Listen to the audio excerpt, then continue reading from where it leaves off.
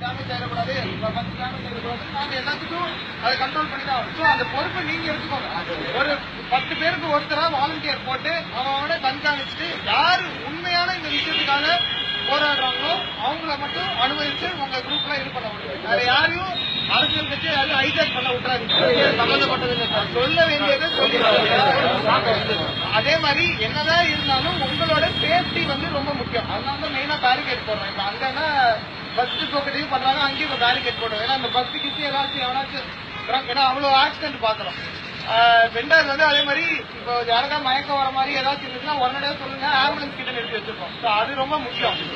அதே மாதிரி food water இதெல்லாம் சஃபிஷியன்ட் குவான்டிட்டியில அரேஞ்ச் பண்ணிக்கோங்க. அதெல்லாம் ப்ராப்பரா பண்ணுங்க. இந்த இடம் ஃபுல்லும் உங்களுக்கு தான். இந்த இடத்துக்குள்ளேயே பண்ணுங்க. பப்ளிக்கு டிஸ்டர்பன்ஸ் பண்ணாங்க.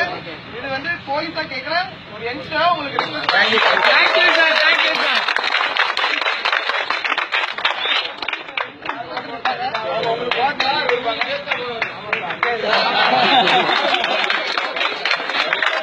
எங்கள் அறவழி போராட்டம் தொடரும்.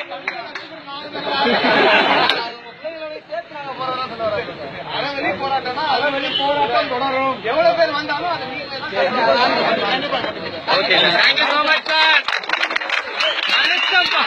மனுஷையா